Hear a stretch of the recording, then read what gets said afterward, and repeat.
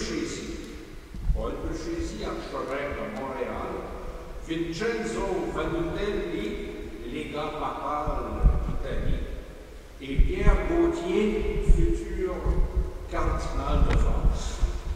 Par les premiers ministres, Sir Wilfrid Laurier et Lomer Gouin, par Mathias Tellier, député du Québec, ainsi que par Monseigneur Francis Bourne d'Angleterre, et surtout par le tribun Henri Bourassa, à qui Gilles Réaume prêtera sa voix, en réponse à cet archevêque Bourne de Westminster, qui avait osé mentionner dans son discours, quelle évidence, que la religion catholique devait se pratiquer en anglais.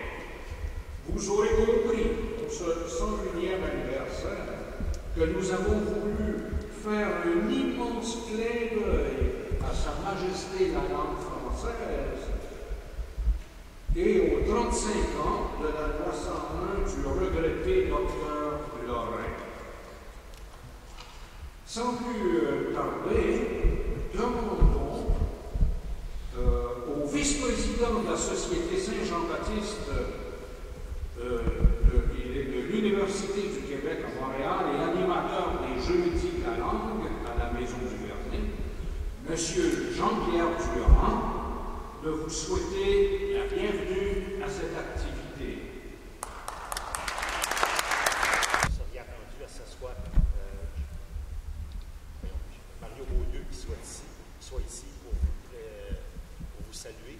Comme vous savez peut-être, Mario Beaulieu est présentement, je dirais, en mission à l'étranger. En fait, il a été invité pour deux occasions, à savoir le Festival des peuples minoritaires qui se tient au Val d'Aoste en Italie et qui a lieu aujourd'hui. D'ailleurs, je pense qu'hier, il a parlé lors d'une cérémonie, puis encore aujourd'hui et demain, ça se poursuit.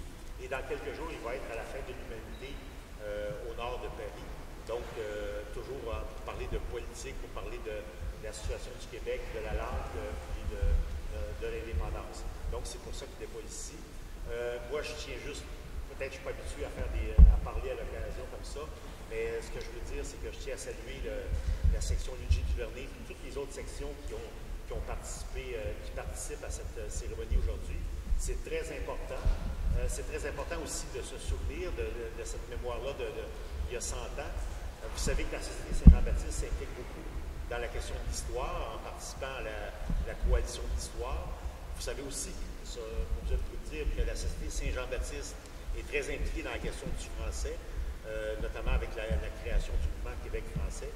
Donc, aujourd'hui, ces deux sujets-là, l'histoire et le français, sont réunis à travers cette cérémonie pour l'anniversaire, le 101e anniversaire du congrès eucharistique, qui a eu lieu à Montréal. Donc, voilà, c'est que je vous souhaite tout simplement la bienvenue.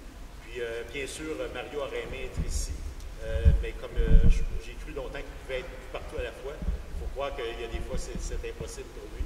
C'est que, bien sûr, il vous salue. Voilà.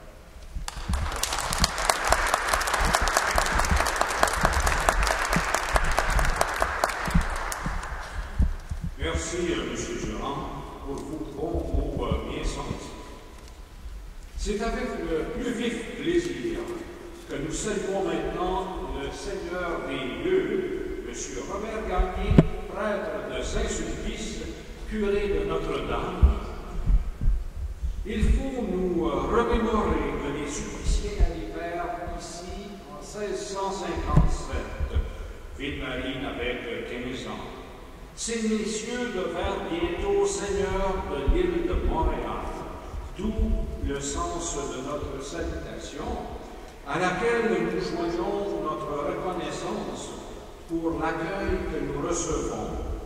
Monsieur Gagné, nous feriez-vous la bonté de bénir cet événement dans son déroulement, s'il vous plaît?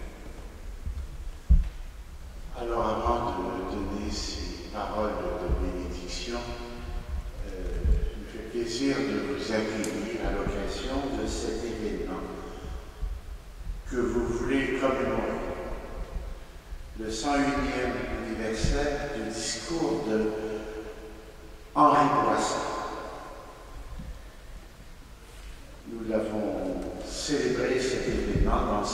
basilique lors des fêtes de Montréal en mars. C'est un événement important dans un événement important. Cette basilique, qui à l'époque était simplement une église, recevait un congrès eucharistique prestigieux. C'était considéré comme un événement marquant de la foi. Et à cause de circonstances qu'on va vous rappeler, c'est devenu aussi cette basilique à un autre titre, un lieu important de notre identité nationale. C'était aussi les communautés, les groupements.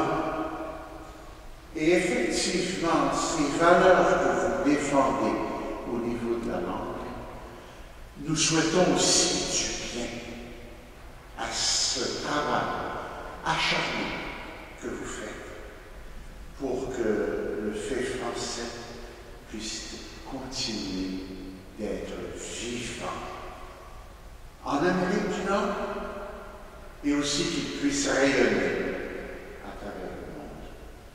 Et c'est dans ce sens que se vivent les bénédictions. Bénédictions pour les personnes, bénédictions aussi pour les causes pour lesquelles nous nous consacrons. Que Dieu Tout-Puissant soit dans toutes vos démarches et fasse rayonner l'engagement que vous avez. Alors, bienvenue.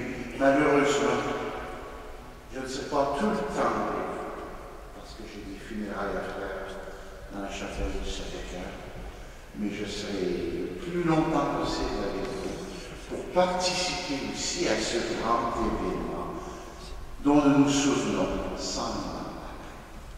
Bonne journée.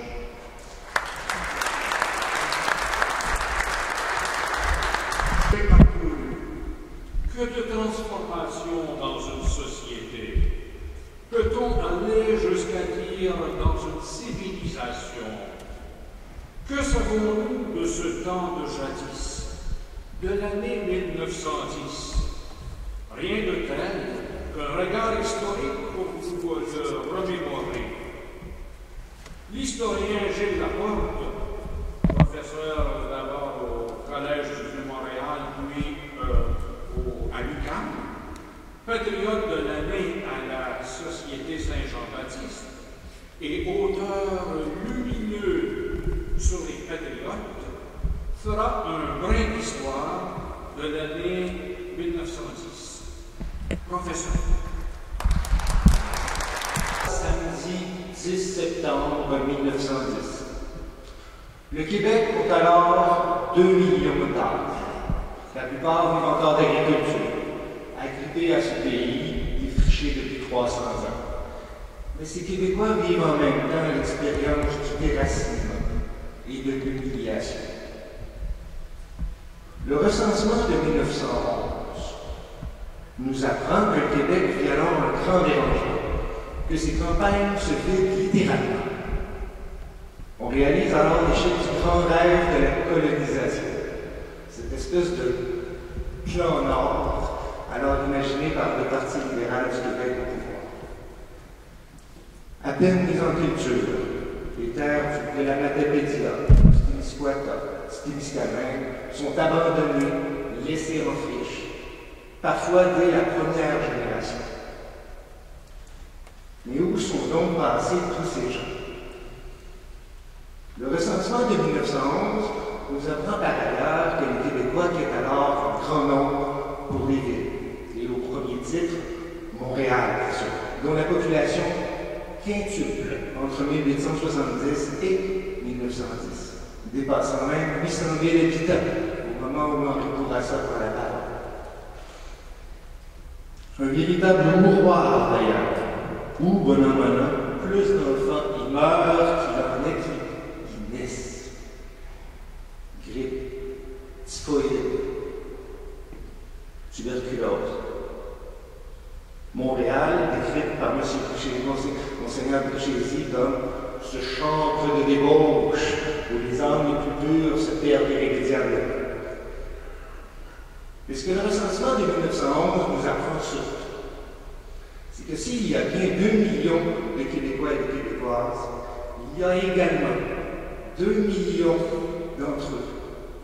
d'autres qui y sont nés, qui y sont originaires, mais qui vivent désormais ailleurs et qui mourront hors de leur pays. Dispersés, écartelés, vaporisés de Winnipeg à Boston, la plus cruelle saignée démographique depuis la fondation de la Nouvelle-France.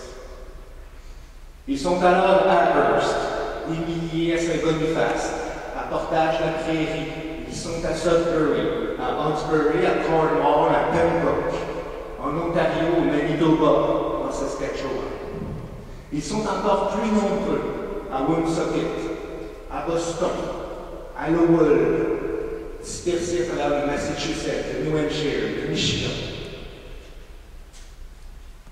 Partout, l'assimilation va son plan. Et Henri Bourassa le sait bien.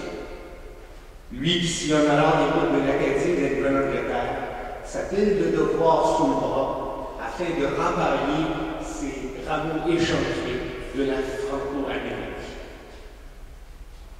En 1871, le Nouveau-Brunswick abolit l'enseignement français subventionné, suivi 3 ans plus tard par le Manitoba.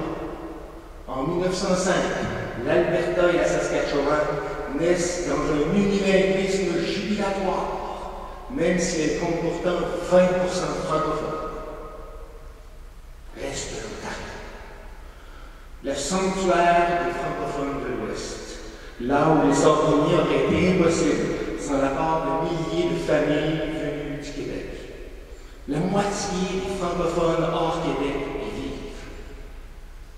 Au point où ce nord de l'Ontario devient leur seconde patrie, un pont tendu entre le Québec et l'Ouest métis. Pas pour longtemps. En 1912, l'odieux règlement 17 lamine les droits des francophones en Ontario, engageant la spirale de l'assimilation dont ils ne sortiront plus. Dispersés donc, écartelés entre 5 provinces et 2 pays, à la grandeur de l'Amérique, au risque de s'évanouir, abandonnés. Car aucun gouvernement ne les représente, et surtout pas celui de la province de Québec, alors contrôlé par des multinationales anglo-américaines et les amis du Parti libéral du Québec, déjà au pouvoir depuis 13 ans alors. J'aime mieux importer des capitaux américains que d'exporter des travailleurs québécois, ce qui les est à dire Gomerbois. En attendant, il a beau inaugurer une papetière par année, c'est par dizaines de milliers que les familles québécoises quittent le sol. Nous ne sommes qu'une poignée, c'est vrai, mais nous comptons pour ce que nous sommes, et nous avons le droit de vivre. Mais il y a plus grave encore. En 1910, les franco-catholiques doivent accepter le choc d'une des pires vagues de racisme de notre histoire. Ce qu'on appelle l'orangisme, ou l'impérialisme, va alors son plein. Après avoir pendu les patriotes en 1837, éradiqué les métis de l'Ouest, puis avoir combattu systématiquement les droits des francophones à travers les différentes provinces, les voici maintenant triomphants, prêts à abattre le dernier flambeau francophone au Canada, battre Wilfrid Laurier et placer à sa place l'un des leurs, le conservateur Robert Burton, qui va s'empresser d'enclencher la marche vers l'impérialisme, faire participer le Canada à la Première Guerre mondiale et y faire couler des ruisseaux de sang dans la guerre des tranchées. Face à ce phénomène-là, ce fléau-là, we hold the vaster empire that has never been, disait alors un timbre du Canada, bien-il. En 1910, la frénésie impérialiste canadienne atteint une sorte d'apogée. Enhardi par l'écrasement du valeureux Boer en 1900, satisfait d'avoir expulsé l'Ouest canadien du sang québécois, elle s'apprête en 1910 à prendre le pouvoir au Canada. Pas étonnant donc qu'on ait vu en l'Église le seul véritable l'histoire du peuple chrétien français. Pas étonnant qu'on ait été prêt à en remettre tout entier son destin entre ses mains. La foi gardienne de la langue gardienne de la foi. Bourassa le sait bien. L'identité et la culture du Québec ne risquent pas d'être défendues à Ottawa, encore moins à Washington, ni même à Toronto. C'est dans les séminaires, les couvents et dans les écoles d'Europe qu'est alors assurée la survie nationale. Et d'abord au sein de cette famille canadienne-française, objet de toutes les attentions du tribun. Dans un tel contexte, arriver à perpétuer la langue et les usages de nos pères était littéralement une affaire de foi et de sacrifice. Nulle loi, nul ministère, nul financement pour assurer la vitalité du français. Que des mères aimantes, de vaillantes institutrices d'hommes et d'opiniâtres prêtres pour transmettre le génie de cette langue. Une seule institution véritable, donc, pour porter la voix de cette diaspora aux portes des capitales et des capitalistes, l'Église catholique et apostolique. Henri Bourassa le sait bien. Seule l'Église cimente cette diaspora tendue au-dessus de l'abîme et en attendant que les francophones prennent un jour les rênes de leur économie et fondent leur État français en Amérique. Or, ce que Monseigneur Bourne propose est justement de priver ces Canadiens français de cette foi et de les noyer à jamais dans son vaste destin messianique. Voilà pourquoi Henri Bourassa voit immédiatement l'urgence de monter au trône en croyant obéissant. Il se souvient de tout ce que son peuple doit à l'Église, mais il dit bien combien l'Église fut aussi glorieusement défendue par les enfants du sol.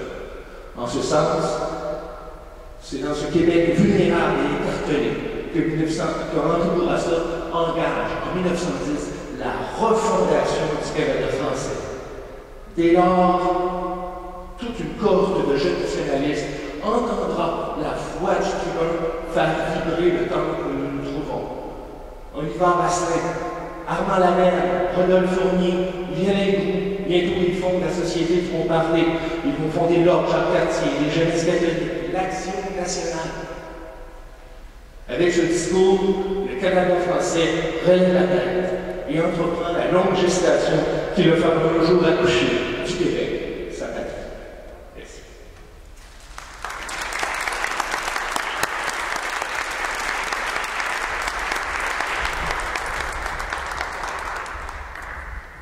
Que voilà un bel éclairage sur des temps à la fois révolus, mais combien enrichissants. Merci, Patrick. À ce moment-ci, il nous fait plaisir de saluer notre grand patriote, le créateur même du prix du patriote de l'année, il y en a déjà parfois une trentaine d'années, bientôt, l'ancien président de la section Ludger du Vernet, qui a redonné il y a une douzaine d'années le panache tonifiant à notre section, M. Jacques Bergeron et sa dame, Mme Monique Grégoire.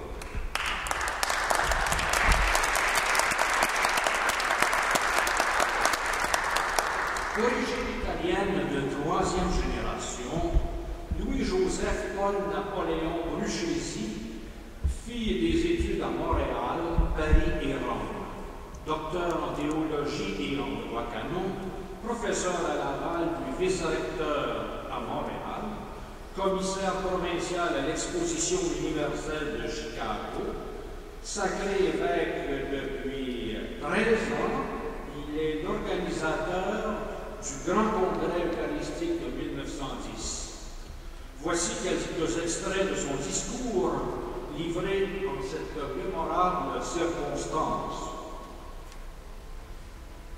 L'archevêque de Montréal, laissez-moi vous saluer et vous offrir dans notre basilique la plus cordiale bienvenue, vous tous, accourus pour prendre part à l'allégresse générale de ces jours sans pareil que nous donne le Congrès eucharistique.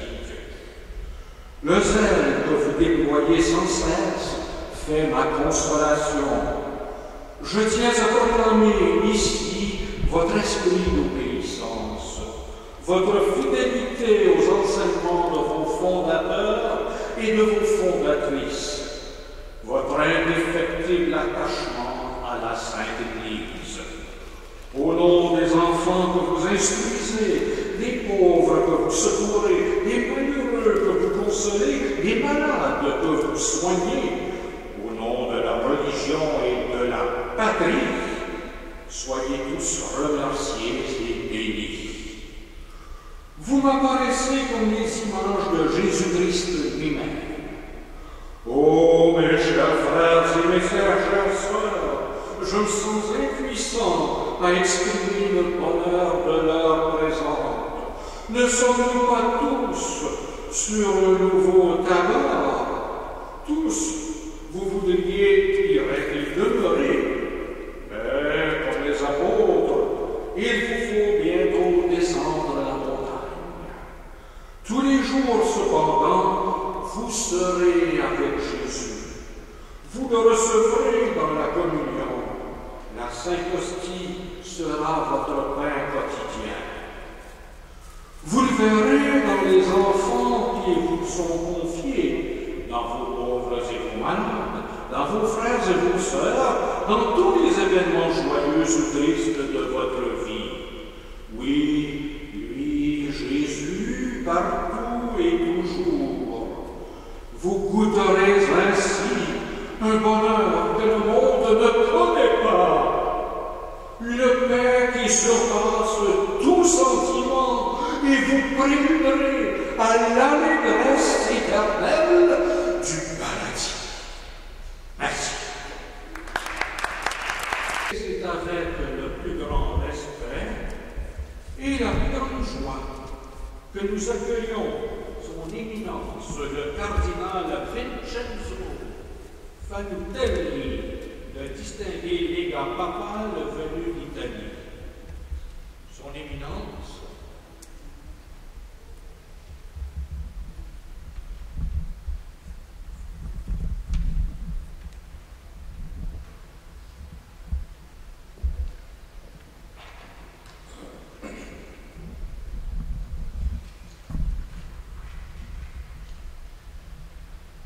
Mes bien chers frères et bien chères sœurs, je suis heureux de vous voir réunis en si grand nombre dans cette vaste cathédrale.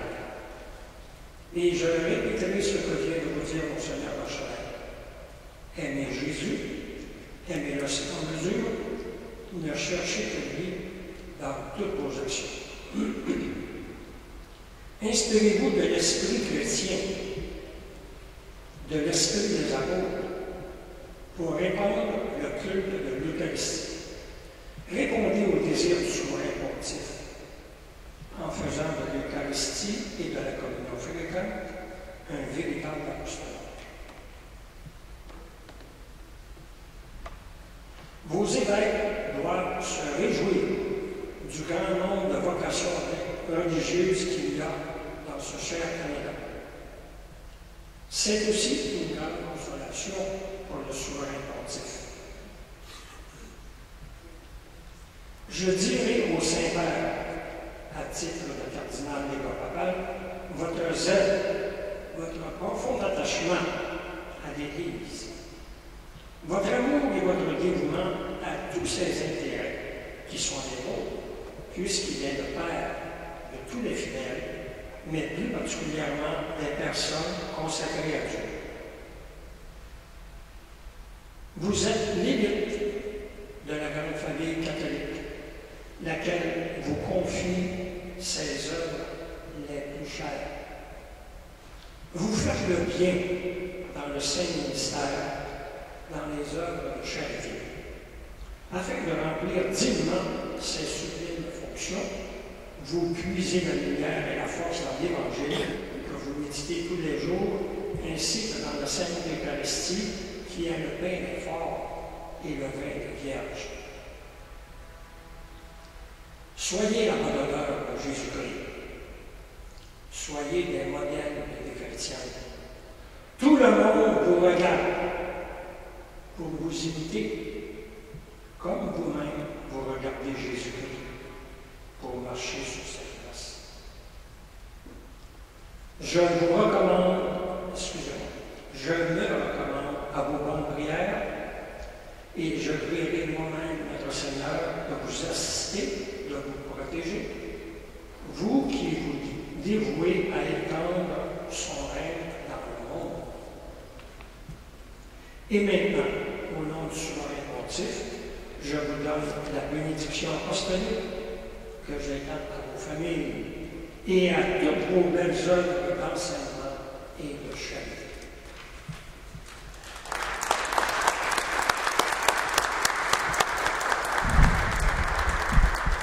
Grand merci, Monseigneur, délégué de notre Saint-Père le Pape Pie X, qui vient de nous donner Saint Jean-Baptiste comme patron national des Canadiens français et qui est déjà appelé, certes, à monter un jour sur les autels. Invitons maintenant un fils de la France, pays de nos ancêtres, mort de France, fille aînée de l'Église. À vous la parole, M. Pierre Gerlier.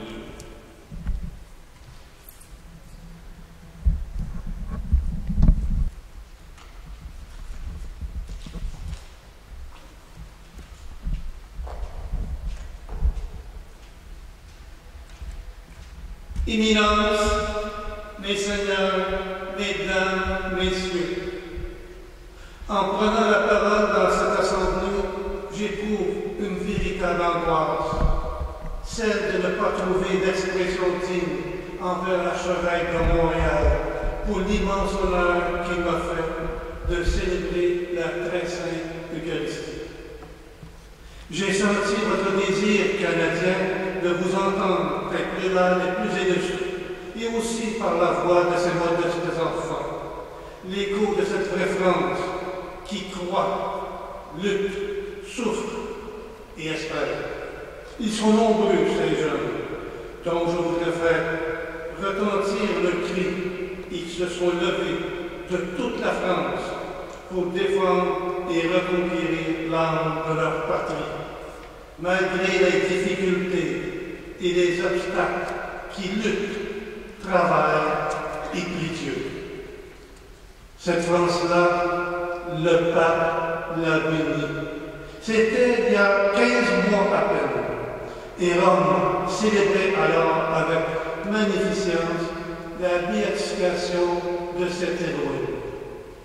Il y avait là 40 000 hommes et aussi le drapeau de la jeunesse d'Orléans, à l'heure où le pape se frayait dans la foule un chemin difficile. Voici que par la permission divine, l'un petit drapeau vient effleurer son siège auguste. Et alors se passa un fait inouï. Le pape, apercevant ce drapeau, le saisit d'un geste et le porta à ses lèvres augustes. Ô ce baiser du pape dans les plis de notre drapeau, n'était-ce pas, je vous le demande, le sublime pardon de la Sainte Église à la nation qui demeure sa fille aînée? Il convenait donc que les jeunes de France, par l'un des leurs, viennent sur ce sol acclamer le Dieu de leurs ancêtres au terme de ces prières de journée. Dans cette prière, je voudrais donc m'écrire avec vous. Ô Jésus qui avait tant aimé les hommes, voici une foule immense, composée de toutes les nations du monde, renouvelant leur serment de cette France qui aime le Christ et qui croit que le Christ n'a pas cessé d'aimer les femmes.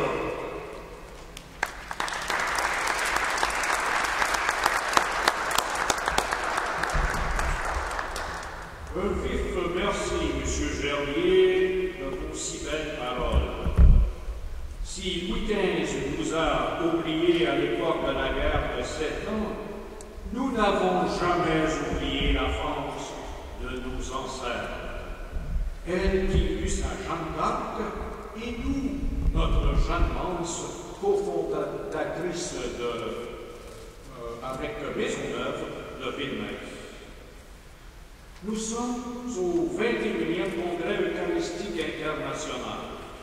Un archevêque dirigeant un congrès a l'honneur et le plaisir de présenter à son peuple le premier ministre du gouvernement de son pays, le premier de sang et de langue française, depuis cette confédération de 1867 qui a eu comme résultat calculé de nous minoriser.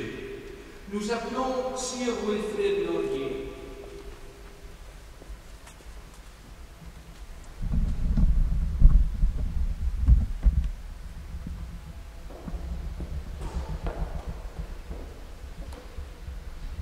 Éminence, mes seigneurs, mesdames et messieurs, je suis heureux qu'un long voyage à travers les provinces de l'Ouest de cette vaste confédération ait pu être terminé à temps pour qu'il me soit permis, en ma qualité de Premier ministre de la Couronne du Canada, d'offrir à votre Éminence, aux prélats, aux dignitaires, à tous les membres enfants du Congrès eucharistique, la plus cordiale bienvenue dans ce pays de liberté, de la plus complète de liberté civile, politique et religieuse. Le Canada est essentiellement la terre des contrastes, contrastes dans la nature et contrastes dans les institutions. Nous pouvons offrir au monde l'exemple que ces termes, monarchie et démocratie, ne sont pas incompatibles, et que sur cette terre du Canada, la monarchie et la démocratie peuvent se faire l'une à l'autre. Quant à nous, d'origine française, nous avons conservé simplement mais précieusement la foi de nos ancêtres, la foi apportée ici par Jacques Cartier, par Champlain, par Maisonneuve, par les prêtres séculiers et réguliers qui furent les premiers missionnaires, par les marchands, par les navigateurs qui découvrirent le pays, par tous ceux enfin qui en furent les fondateurs. La foi qui les guidait, qui les animait dans tous les actes de leur vie, c'est notre foi. Aujourd'hui, l'Europe est tourmentée par le doute. Je devrais dire l'Europe continentale, car les îles britanniques sont restées chrétiennes. Tel n'est pas le cas de notre mère patrie. Quant à nous, nous avons conservé la foi qui fut apportée par nos ancêtres, et dans cette foi, nous avons trouvé la sécurité la plus complète pour la solution de tous ces problèmes nouveaux qui se présentent dans le monde moderne. Abraham Lincoln ne faisait aucun mystère d'avouer, comme le psalmiste, comme Proudhon, alors que le salut de la nation était confié à sa garde, que lui aussi était tombé à genoux sous une impression violente, croyant que si le salut devait venir de quelque part, il ne devait venir que de là-haut.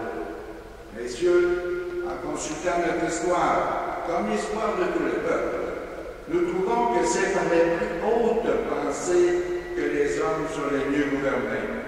Or, la plus haute de toutes les pensées est celle qui, au-dessus de nous, est énergique, juste, sage, parfaite, éternelle, qui veille, qui voit, qui prévoit, qui conserve et qui restaure, et qui, lorsque tout paraissait perdu, a cependant tout sauvé. Que Dieu bénisse le Canada.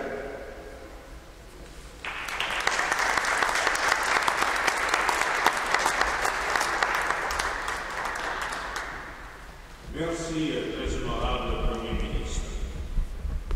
La parole est maintenant au Premier ministre du Québec, vaste contrée qui a trouvé sa dimension nationale depuis l'injustice criante faite à Muriel et l'avènement du Premier ministre indépendantiste, Honoré Mercier, un de vos prédécesseurs, dont vous êtes le digne gendre, Sire Lomer-Drouin. Vous êtes homme de lettres et de belle culture. Nous avons le plaisir de vous écouter.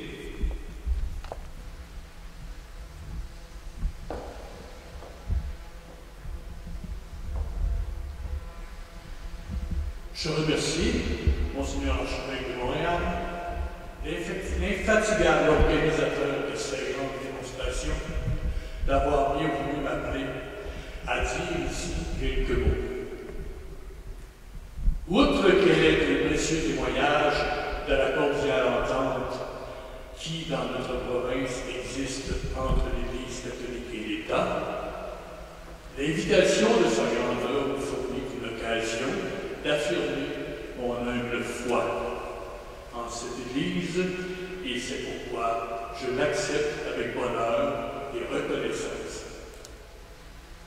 Un poète a dit « Tout homme a deux pays, le sien et puis la France. » Comme il serait plus juste de dire que tout croyant a deux maisons, la sienne et celle de Dieu. Aussi l'État ne songe-t-il aucunement à venir sa bienfaitrice et à lui signifier son congé. Au contraire, il est heureux de retrouver dans un passé dont l'Église a grandement contribué à faire la grandeur, en même temps que l'objet de son administration, de son admiration, le ferme appui de ses espérances. L'État reconnaît sans arrière-pensée le droit de l'Église et il la laisse se mouvoir librement dans sa sphère. Loin de la regarder comme une ennemie à combattre ou une rivale à contenir, il la traite en amie. Il la tient pour son meilleur appui dans la poursuite des intérêts supérieurs. Car il sait qu'elle est à jamais la gardienne vigilante et indépendante de tous les droits des gouvernants comme de ceux des gouvernés, et que, suivant le mot d'un publiciste, il n'est pas d'instrument plus puissant que la religion pour obtenir des hommes en société tous les genres de sacrifices que l'intérêt public réclame. Puissent l'Église et l'État vivre toujours chez nous dans l'harmonie la plus parfaite et dans le respect sympathique l'un de l'autre. Puisse l'Église illuminer sans relâche la route des destinées de notre chère patrie et les fils du Saint-Laurent, incessamment fidèles aux traditions ancestrales, maintenir toujours au sommet de leur croyance, de leur affection et de leurs espérances, la croix de celui qui est la vie du monde et la source de tout bien. Merci.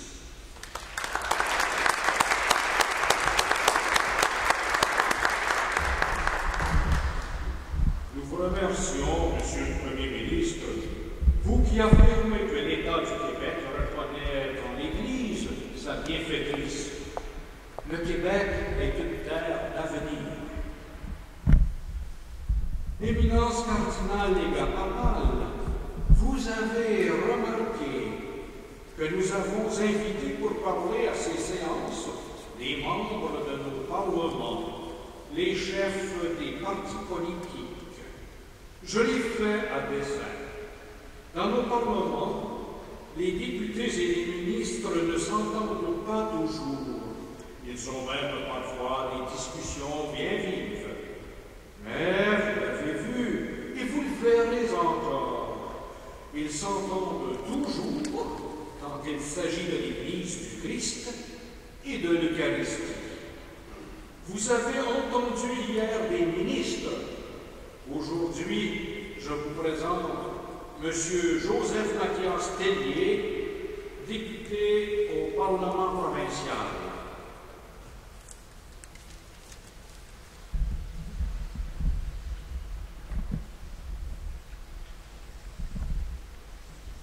Éminence, messieurs, mesdames et messieurs, mes seigneurs,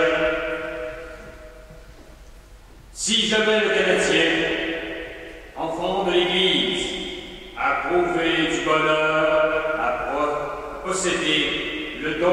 cieux de la foi.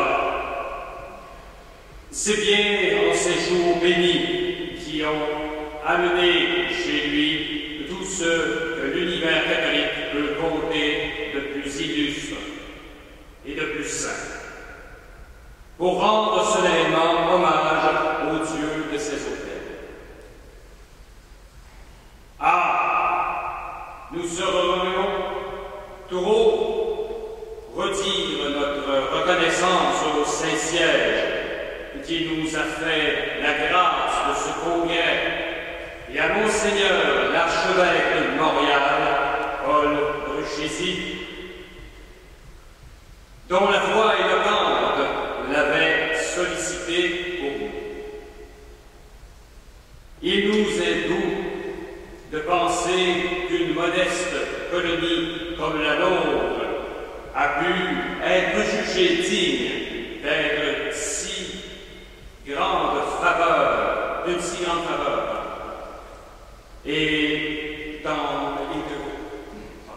Et que dans l'Église du Christ, aujourd'hui comme au temps de notre Seigneur, les petits et les humbles sont souvent les préférés.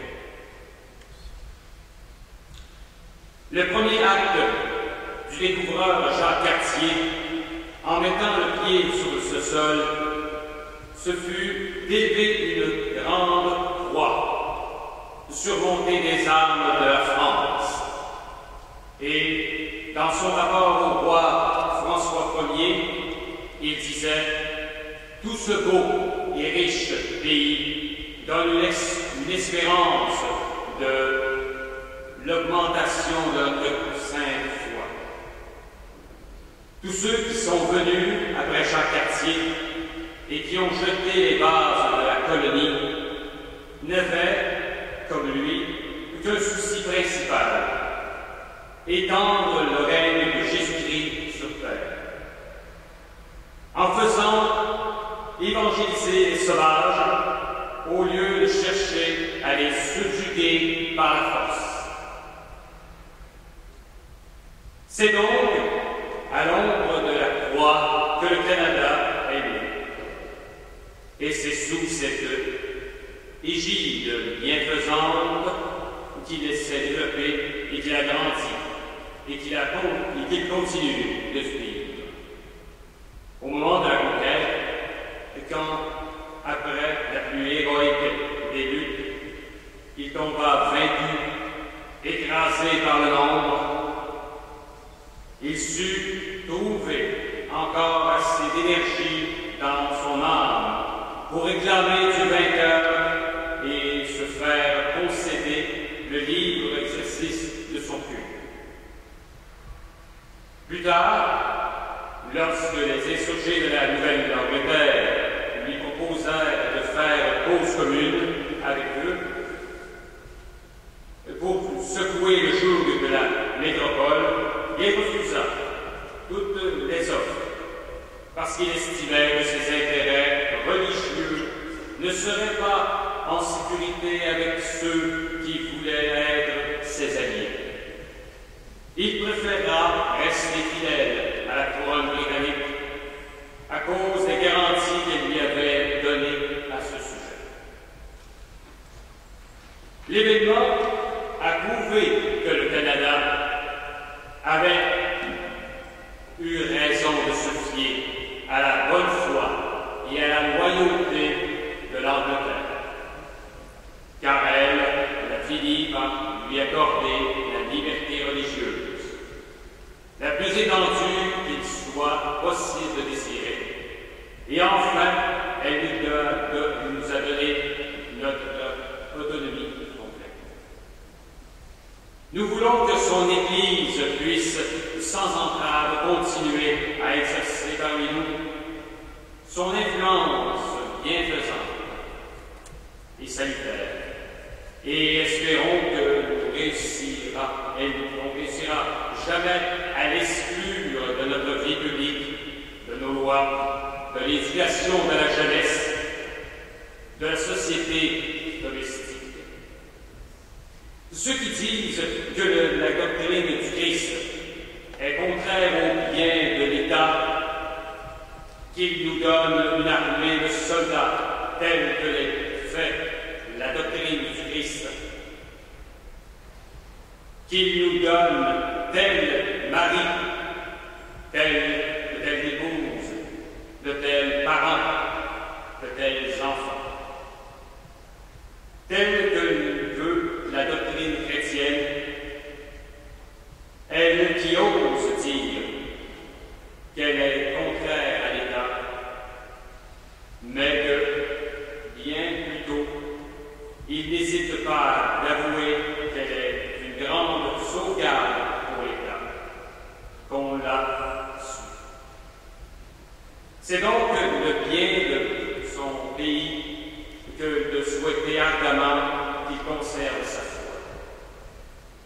Je termine, Éminence, en vous priant à mon tour de bien vouloir déposer aux pieds de notre très Saint-Père que vous représentez parmi nous avec tant d'éclat, de sagesse et de gloire, l'expression de notre filial amour et de notre inaltérable attachement. Merci.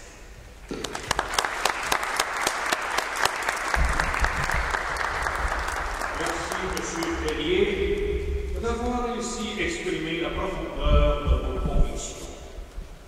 Mesdames et messieurs, il y a aujourd'hui 2 ans, nous étions en plein congrès de Londres.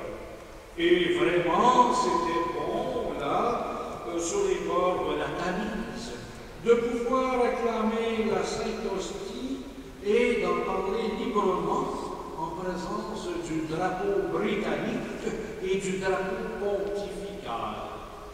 Et si j'ai sollicité le Congrès eucharistique de Montréal, en cette circonstance célèbre du Congrès de Londres, c'est que Monseigneur de Westminster y a pensé le premier. Il a voulu maintenant venir à notre Congrès.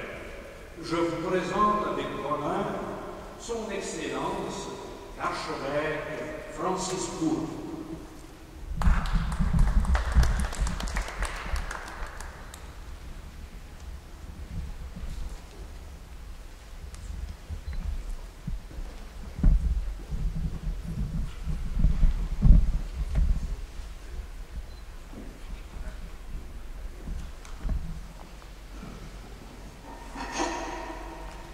Allow me, in the first place, to offer your grace my heartiest thanks for the kind words which you have spoken in the French language in regard to my participation in the first idea of holding a Eucharistic Congress in Montreal.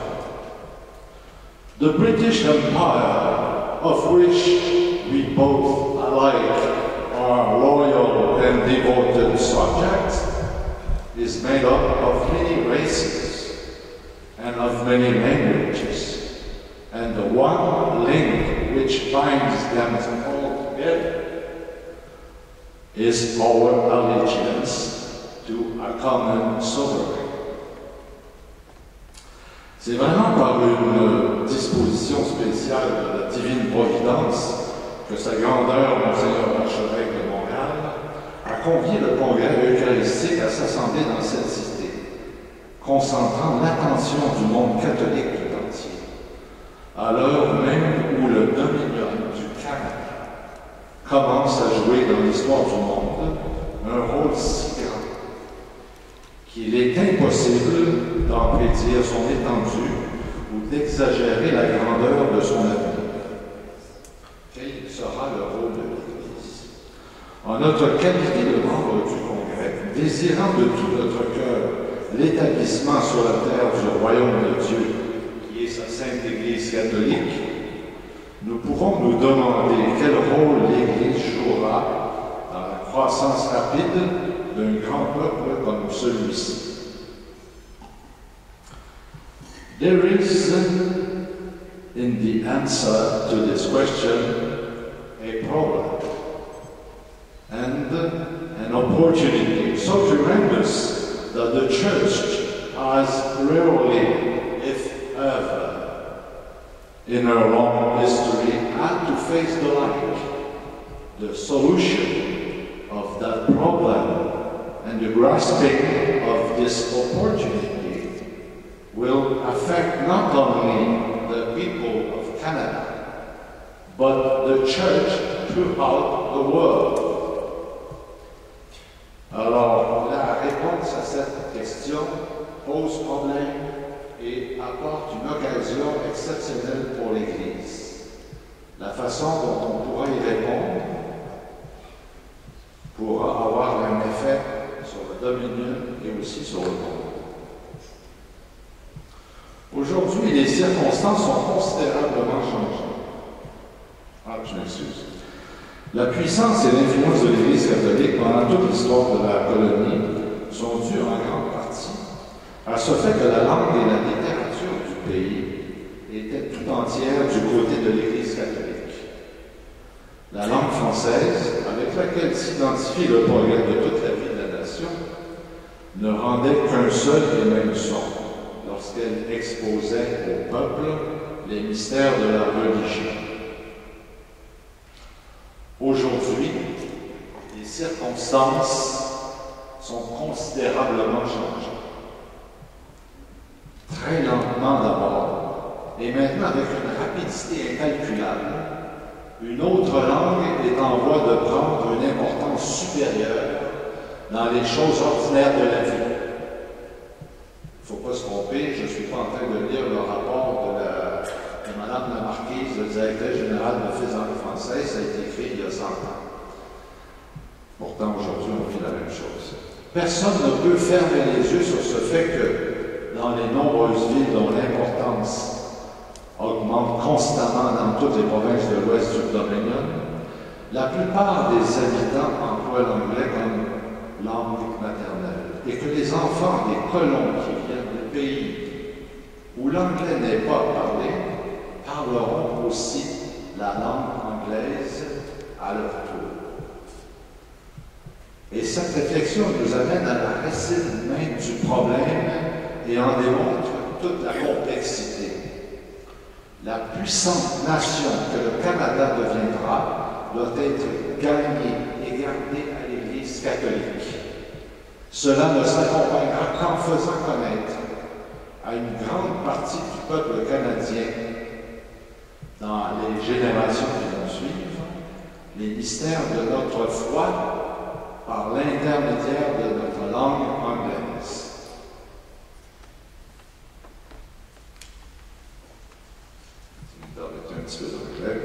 In other words, the future of the church in this country and its consequent reaction upon the older countries in Europe will depend to an enormous degree upon the extent to which the power, influence, and prestige of the English language and literature can be definitely placed upon the side of the Catholic Church.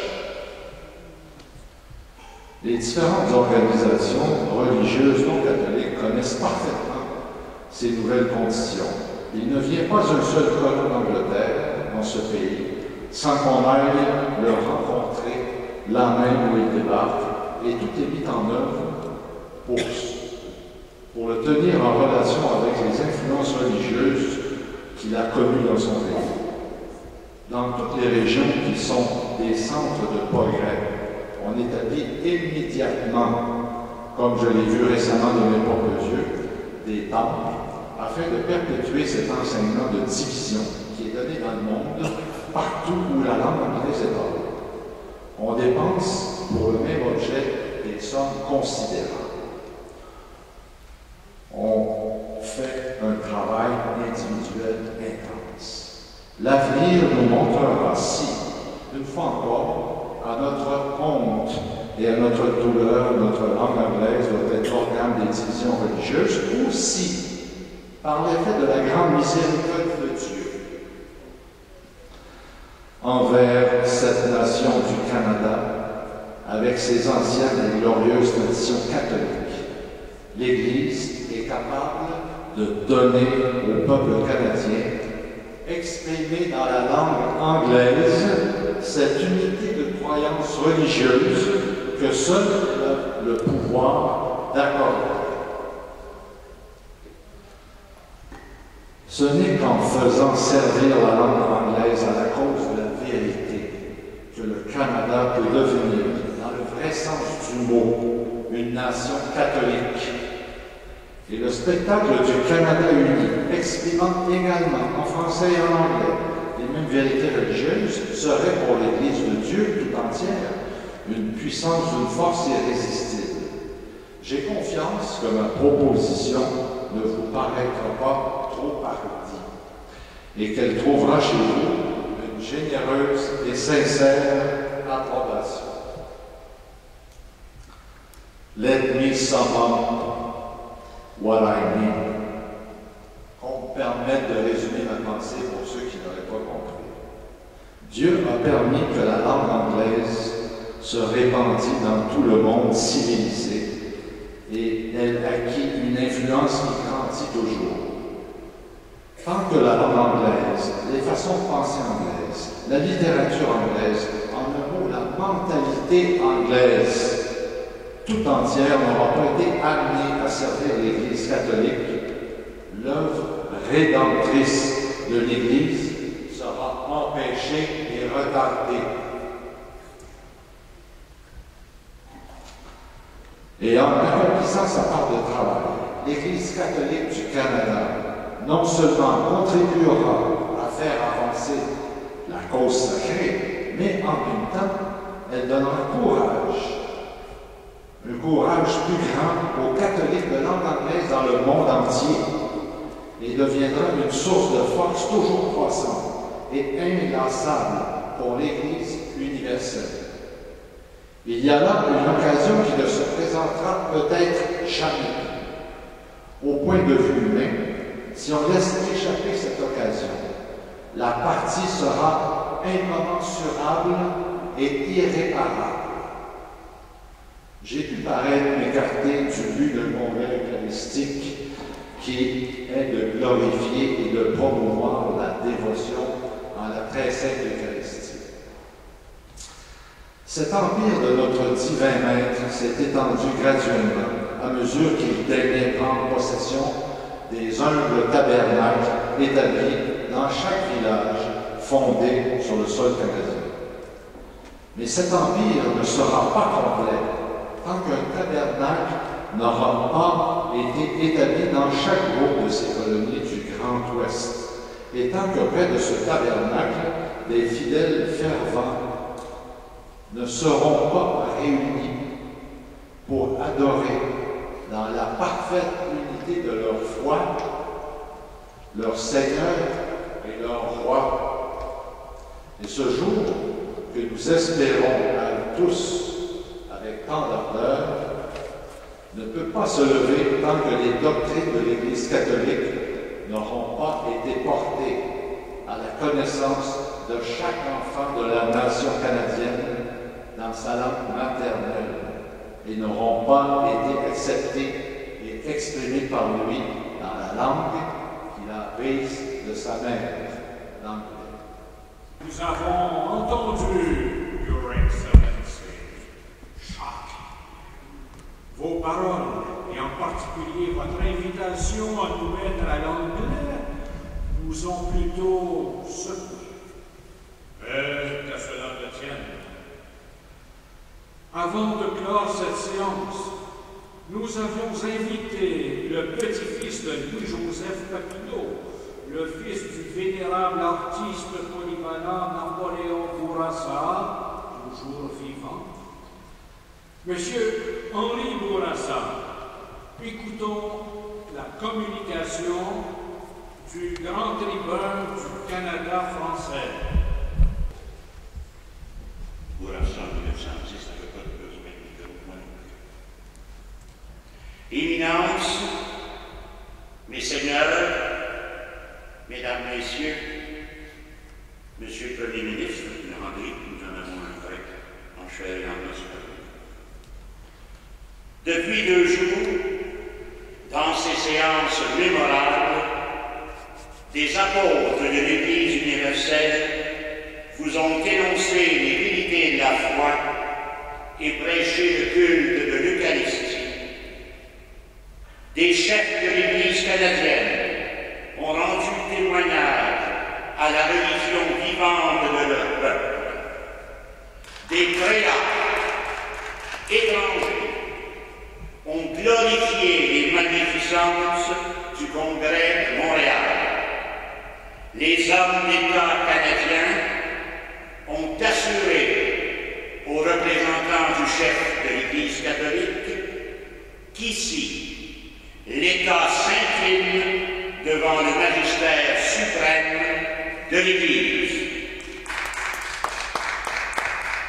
Qu'on me permette de prendre maintenant une tâche plus humble, mais non moins nécessaire.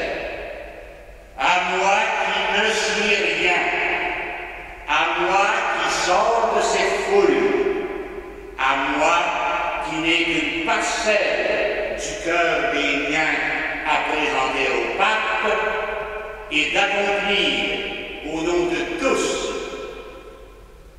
ce que chacun d'entre nous fait lorsqu'après être venu à la table sainte chercher un regain de grâce et de vitalité, il formule dans son âme les résolutions qu'il a prises pour devenir meilleur et plus fort.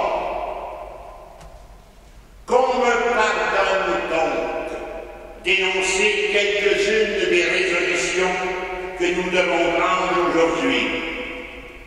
Comme peuple, après avoir communié tous ensemble à la face de Dieu et des hommes dans le culte eucharistique. Tout d'abord, faisons vœu de confesser notre foi dans nos actes publics. Que cette foi qui éclaire nos consciences et fait battre nos cœurs ne soit pas seulement la base de notre religion individuelle, mais l'inspiration de notre vie publique. Combattons le danger qui nous menace, peut-être plus ici que dans la vieille Europe, attaquée par ailleurs dans sa foi. Je veux dire le danger de la double conscience, qui fait que souvent des hommes qui adorent Dieu avec sincérité au foyer et à l'Église oublient qu'ils sont les fils de Dieu lorsqu'il faut proclamer leur foi dans la vie publique, dans les lois et dans le gouvernement de la nation.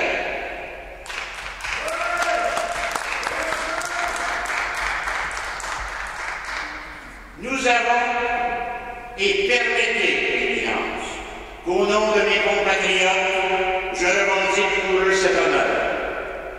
Nous avons les premiers accordés à ceux qui ne partagent pas nos croyances religieuses la plénitude de leur liberté dans l'éducation de leurs enfants.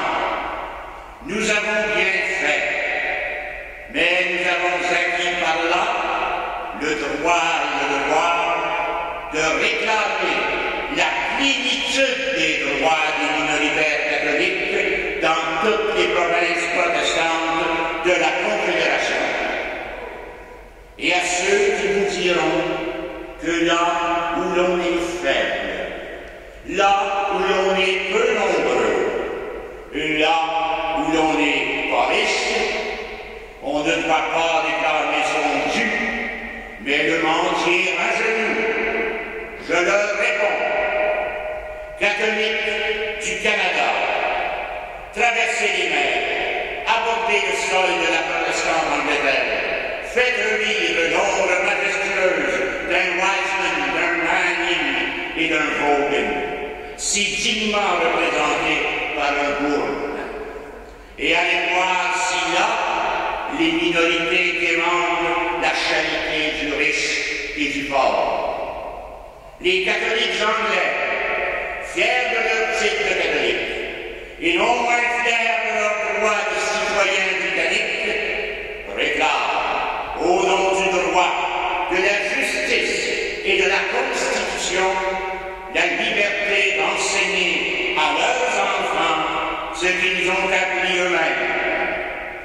Et l'Angleterre a commencé à se convertir au catholicisme le jour où la minorité catholique, réveillée par le mouvement d'Oxford, a cessé d'être une minorité timide et cachée pour devenir une minorité combative. Je remercie du fond du cœur l'éminent archevêque de Westminster d'avoir bien voulu toucher du doigt le principal obstacle à cette union et d'avoir abordé le plus inquiétant peut-être des problèmes internes de l'Église catholique au Canada. Sa grandeur a parlé de la question de la langue. Elle nous apprend l'Amérique tout entière comme vouée dans l'avenir à l'usage de la langue anglaise. Et au nom des intérêts catholiques, elle nous a demandé de faire de cette langue l'idiome habituel dans lequel l'Évangile serait annoncé et prêché au peuple au Canada. Ce problème épineux rend quelque peu difficile sur certains points du territoire canadien les relations entre les catholiques de langue anglaise et les catholiques de langue française. Pourquoi ne pas l'aborder franchement maintenant, au pied du Christ, et en chercher la solution dans les hauteurs sublimes de la foi, de l'espérance et de la charité?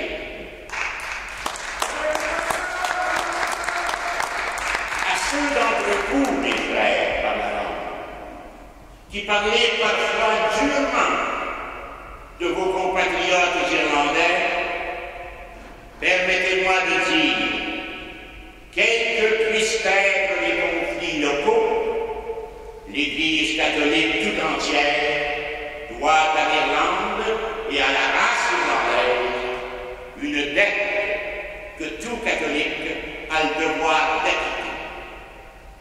L'Irlande a donné pendant 3 siècles, sous la persécution violente et devant les tentatives plus insidieuses des époques de paix, un exemple de persévérance dans la foi et d'esprit de corps dans la revendication de ses droits que tout peuple catholique doit lui envier au lieu de lui en faire reproche.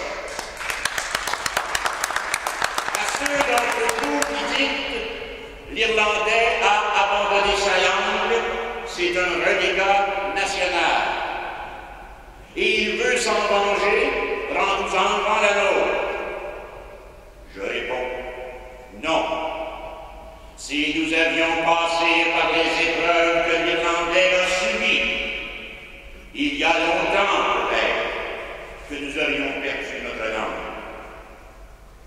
Quoi qu'il en soit, la langue anglaise est devenue l'idiome de l'Irlandais, comme celui de l'Écossais. Laissons à l'un et à l'autre, comme à l'Allemand et aux Itaines, comme aux catholiques de toutes les nations qui apportent sur cette terre hospitalière du Canada le droit de prier Dieu dans la langue qui est en même temps celle de leur race, de leur pays, la langue bénie du Père et de la Mère. N'arrachez à personne au prêtre du Christ ce qui est le plus cher à l'homme après Dieu. Soyez sans crainte, vénérable évêque de Westminster, sur cette terre canadienne et particulièrement sur cette terre française de Québec, nos pasteurs, comme ils l'ont toujours fait, prodigueront aux fils exilés de votre noble patrie, comme à ceux de l'héroïque Irlande, tous les secours de la religion dans la langue de leur père, soyez-en certains. Mais en même temps, permettez-moi une chose. mes compatriotes, pour ceux qui parlent maillard, non seulement dans cette province, mais partout où il y a des groupes français qui vivent à l'ombre du drapeau britannique, du glorieux étendard étoilé, et surtout sous l'aile maternelle de l'Église catholique, de l'Église du Christ, qui est mort pour tous les hommes et qui n'a imposé à personne l'obligation de renier sa race pour lui rester fidèle. Je ne peux pas, par un nationalisme étroit, dire ce qui serait le contraire de ma pensée. Et ne dites pas, mes compatriotes, que l'Église catholique doit être française au Canada. Non, non, non. Mais dites avec moi que ces 3 millions de catholiques, descendants des premiers apôtres de la chrétienté en Amérique, la meilleure sauvegarde de la foi, c'est la conservation de l'idiome dans lequel, pendant 300 ans, ils ont adoré le Christ. Oui, quand le Christ était attaqué par les Iroquois, quand le Christ était renié par les Anglais, quand le Christ était combattu par tout le monde, nous l'avons confessé, et nous l'avons confessé dans notre langue. Le sort de 3 millions de catholiques, j'en suis certain, ne peut être indifférent au cœur de Pietis, pas plus qu'à celui de l'éminent cardinal qui le représente ici. Mais il y a plus encore. Non pas parce que nous sommes supérieurs à personne, mais parce que c'est dans ces détresses insondables qu'il n'appartient à personne de juger. La Providence a voulu que le groupe principal de cette colonisation française et catholique constituât en Amérique un coin de terre à part, où l'État social, religieux et politique se rapproche le plus de ce que l'Église catholique, apostolique et romaine nous apprend d'être l'État le plus désirable des sociétés. Nous n'avons pas au Canada, qu'on me permette de rompre avec les formules de la diplomatie citée, nous n'avons pas au Canada, même en des lieux comme celui-ci, nous n'avons pas au Canada l'union de l'Église et de l'État. Ne nous payons pas de mots. Nous avons dans la province de Québec la concorde, la bonne entente entre les autorités civiles et religieuses. Il est résulté de cette concorde des lois qui nous permettent de donner à l'Église catholique un organisme social et civil qu'elle ne trouve dans aucune autre province du Canada, ni dans aucune autre portion de l'Empire britannique. Grâce à ces lois, nos diocèses s'organisent, nos paroisses se fondent.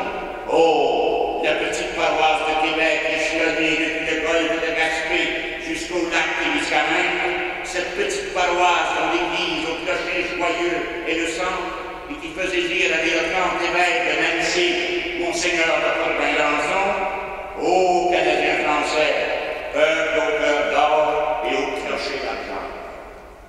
Cette petite paroisse canadienne, où se concentre l'effort du plus humble comme du plus riche des citoyens catholiques, dont l'organisation, le mode d'impôt et le fonctionnement sont garantis par les lois de notre province, c'est l'assise sociale la plus forte de l'Église catholique en Amérique. Nos lois reconnaissent encore dans la province de Québec seulement, autant que l'Église peut le désirer, la constitution et le libre fonctionnement des communautés religieuses. Quel a été le résultat de cet état social?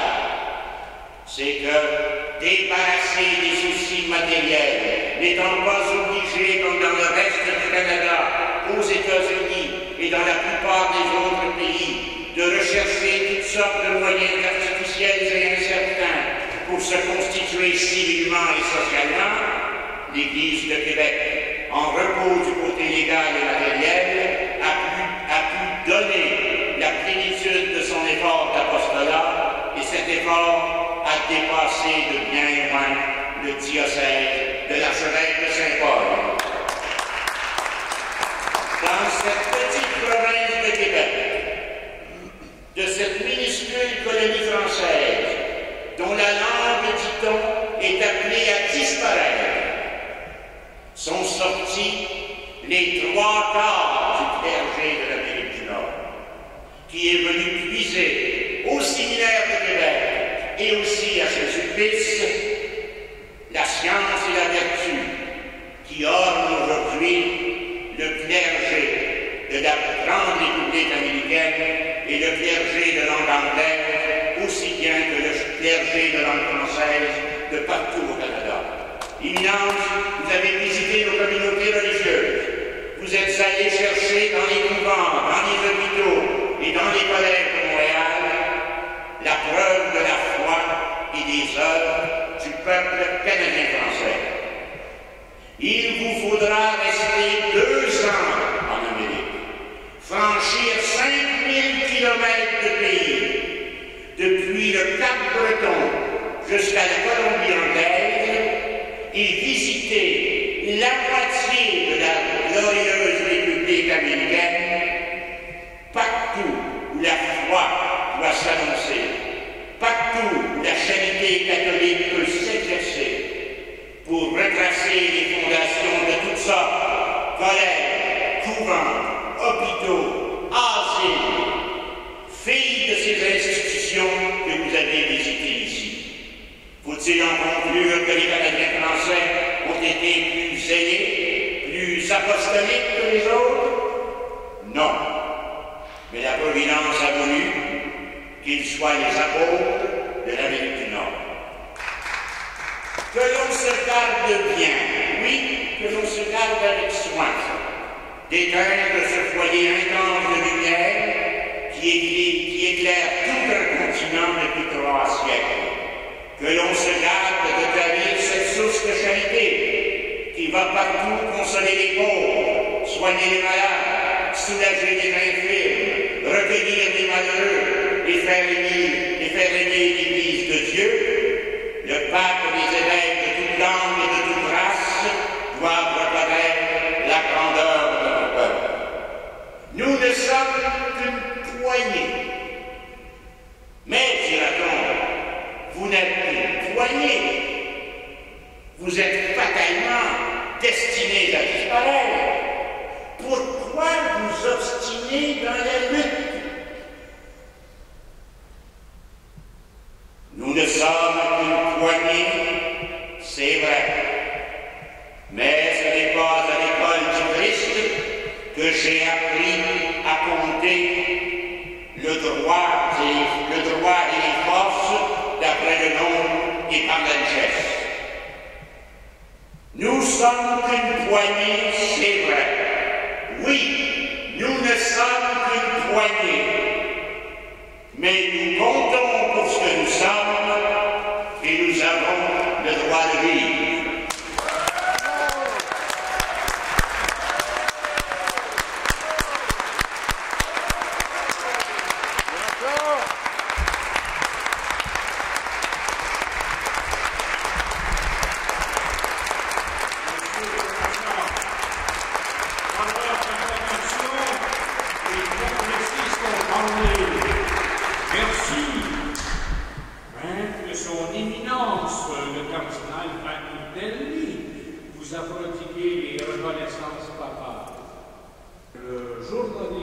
Jean-François Nadeau, directeur des pages culturelles du journal Le Devoir, vient nous parler d'Henri Bourassa, fondateur du fameux quotidien.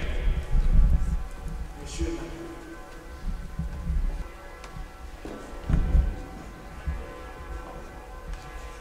Monsieur le Premier ministre, chers amis de l'indépendance du devoir, vous savez, lorsqu'il y a 100 ans, Henri Bourassa se présente ici, dans un discours que nous savons, que nous venons d'entendre, il est acclamé. C'est bien autre chose, d'une certaine façon, que ce qu'on voit aujourd'hui sous forme de reconstruction.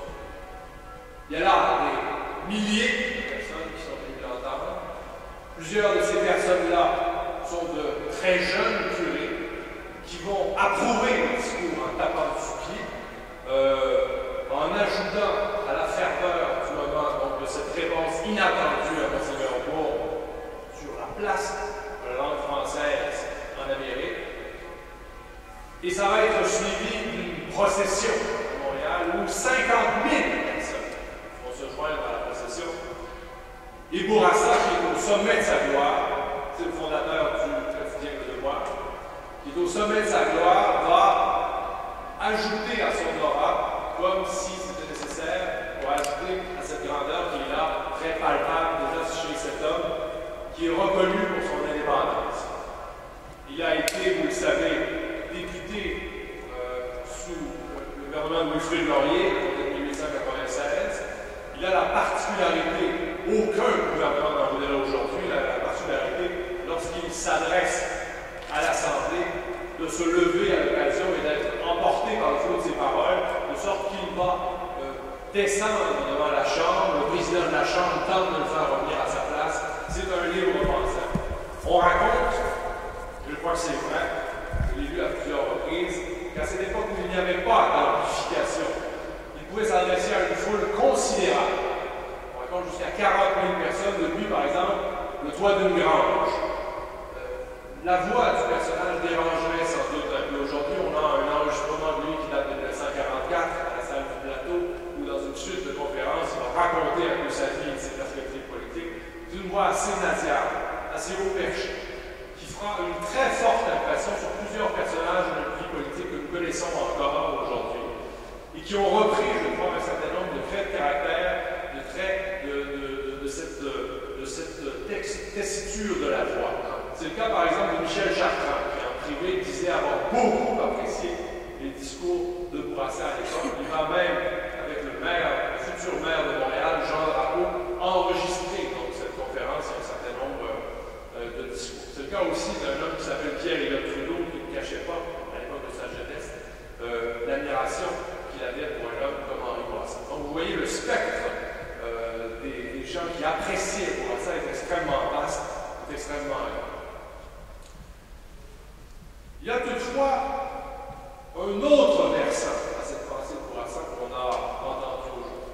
Vous savez que dès le lendemain, une partie de ses compatriotes ne sont pas très sûrs d'avoir bien compris ce qu'il veut dire, parce qu'il va se mettre à engueuler aussi. Un certain nombre de ses compatriotes qui disent oui, on nous réclame de l'argent pour ouvrir des écoles dans l'Ouest. Des écoles qui ne sont pas des écoles, M. Bourassa, où on va enseigner en français. Alors nous disons non, nous n'allons pas donner d'argent pour ouvrir des écoles ou des services qui ne soient pas catholiques français. Bourassa dit vous avez tort. La foi doit d'abord et avant tout être encouragée. Et vous devez donner de l'argent pour les Ruthènes, pour les Polonais, pour les Allemands, pour tous ces gens qui sont, comme vous, une minorité. Bourassa a beaucoup voyagé en Amérique, mais aussi en Europe. Vous voyez dans sa correspondance, qui est conservée au Archives nationales aujourd'hui, des amitiés qui se développent aussi bien en Irlande, c'est un fervent partisan de la cause irlandaise, mais en Angleterre aussi, vous connaissez à peu près toutes les personnalités, en Europe. On se promène beaucoup dans ce qu'on appelle les petits Canada à l'époque, au Canada français, qui sommeillent dans une partie des États-Unis. Peut-être rencontre-t-il à ce moment-là mon arrière-grand-père, qui est souffleur de verre à Lowell, au Massachusetts, comme l'était probablement un certain nombre de nos ancêtres qui vivaient aussi dans cette région-là. Il se promène partout au Canada.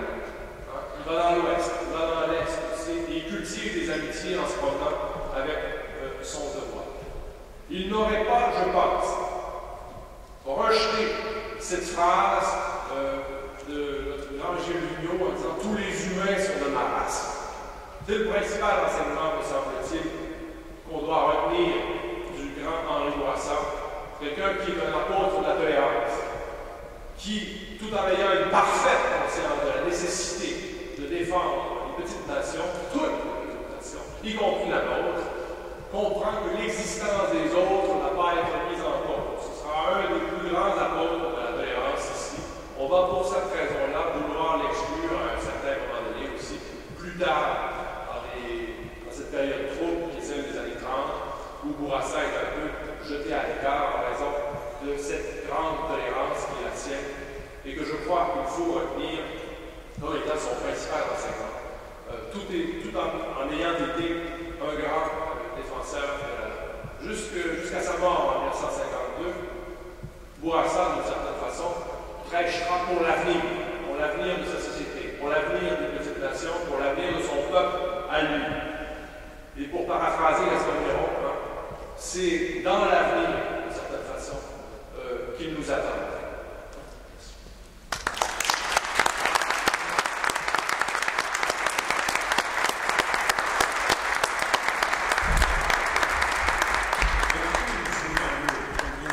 La plus belle caractéristique du quotidien de Devoir, le puissant et le monde, c'est la profondeur, la richesse de son équipe journalistique. C'est son objectivité, son indépendance. Il nous reste maintenant à faire appel à un dernier orateur, tout un orateur et un véritable homme d'État. Il est de la lignée des Édouard Montpetit, des Esdras Mainville, des François Béranger, du Premier ministre Jacques Parizeau aussi. Je vous parle du Premier ministre Bernard Landry, bien sûr, le militant indépendantiste qui répond toujours présent à l'appel.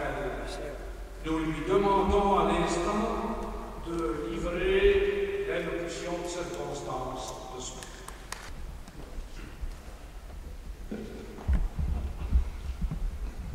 Mes chers compatriotes, je voudrais d'abord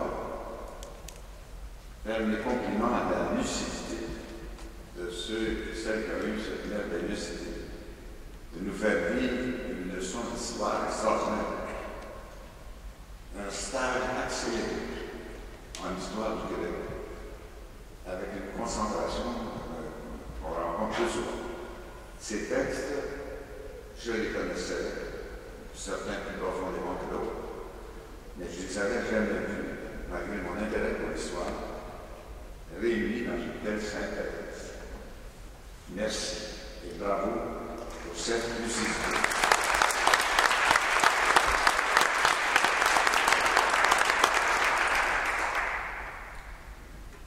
L'histoire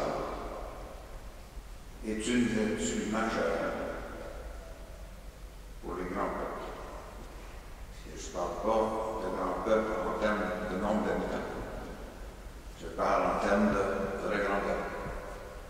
Et deux puissances inspirantes qui ont marqué le destin de l'humanité, les États-Unis d'Amérique, sont des et la France, sont des chéris presque de la même histoire.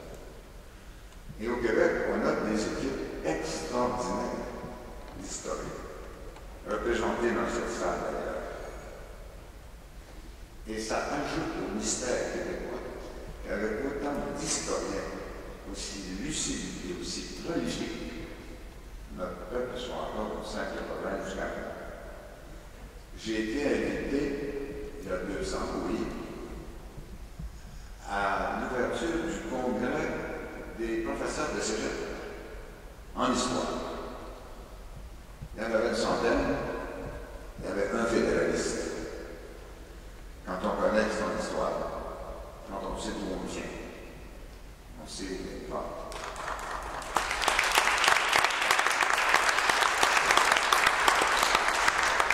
Et à ce propos, d'une façon anecdotique, mais je crois significative, je dois vous relater un moment d'émotion et de colère que j'ai eu sur la place devant cette cathédrale l'été dernier.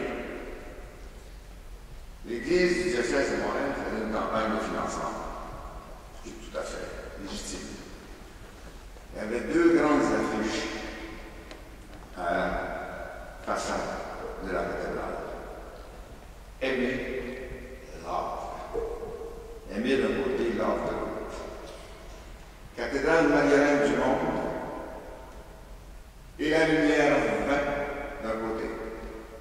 And came light de l'autre.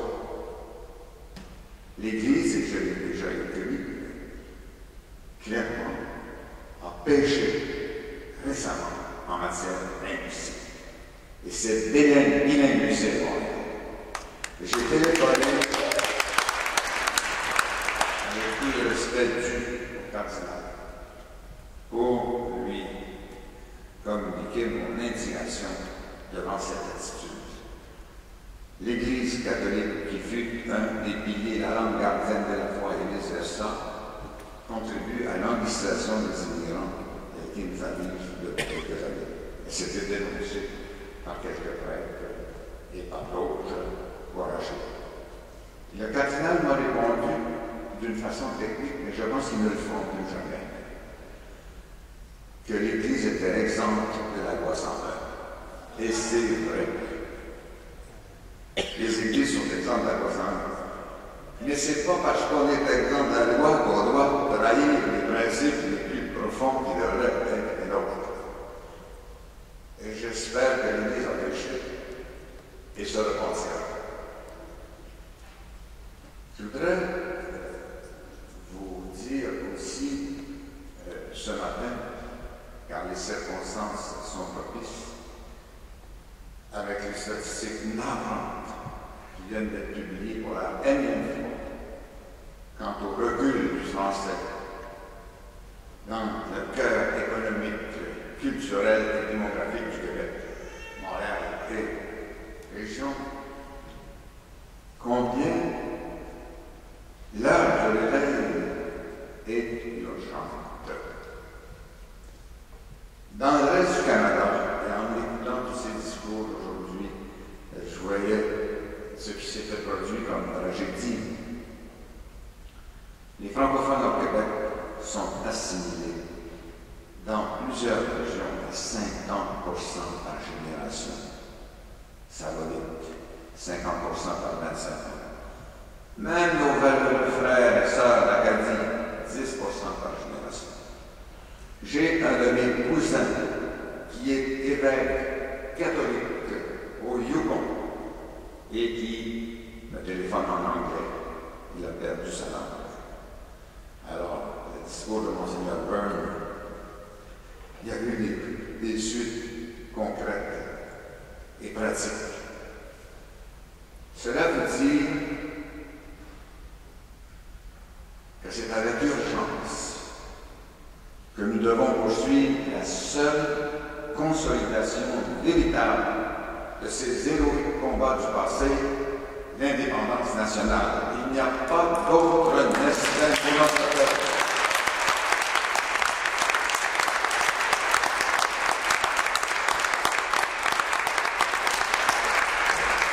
Ce que je viens de dire n'est pas du nationalisme, c'est de l'internationalisme le plus pur. Dans toute l'histoire humaine, l'amour de la patrie a été une vertu majeure et nécessaire. Homère le disait plusieurs siècles avant Jésus. Rien n'est plus doux que la patrie. Et si vous avez entendu les discours de Sarkozy lors de la dernière présidentielle, ou celle de Ségolène Royal, ou celle de Barack Obama, vous avez compris aussi que rien n'est plus doux que la patrie. Et que c'est un devoir humain, quel que soit le pays que l'on habite, que de l'aimer, que de le servir, que de lui assurer la dignité.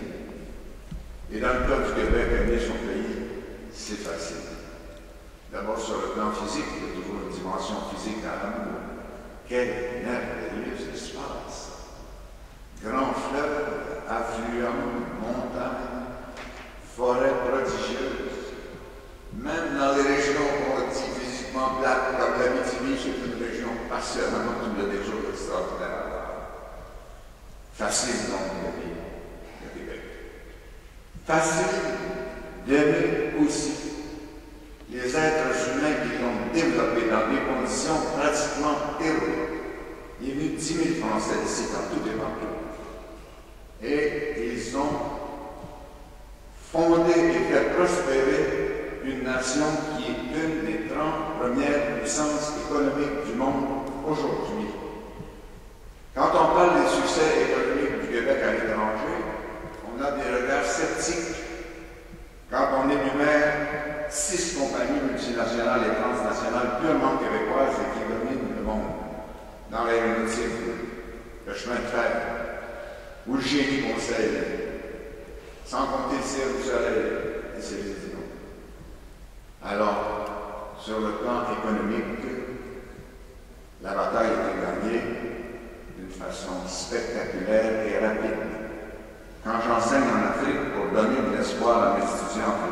me dit, regardez où le Québec était en 1950, regardez où il est aujourd'hui, et votre patrie africaine que vous avez le devoir d'aimer, à l'époque où les choses s'accélèrent pour la faire des projets et des progrès fabuleux en peu de temps. De ce point de vue-là, donc, nous avons été exemplaires. Sur le plan social, de la répartition de la richesse, c'est ce qui nous sauve de la crise nord-américaine, matérialiste, souvent due à la rapacité financière. Le Québec est l'endroit en Amérique du Nord qui passe le mieux à travers la crise. Pourquoi? Parce que le Québec est l'endroit où la richesse est le mieux répartie. L'écart entre les riches et les pauvres est plus serré ici que partout ailleurs. Je vais vous dire une chose qui devrait être aussi bouleversante que ce qu'Henri Bourassa a dit.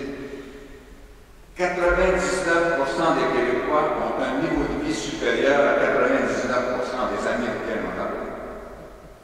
Il y a aujourd'hui 30 millions d'Américains qui vont manger ce soir avec des coupons donnés par l'État. Bon, alimentaires. Alors, de ce point de vue, aussi nous avons des exemples. Sur le plan économique, sur le plan culturel, sur le plan social, l'économie, c'est important, mais ce n'est pas la première valeur d'un peuple.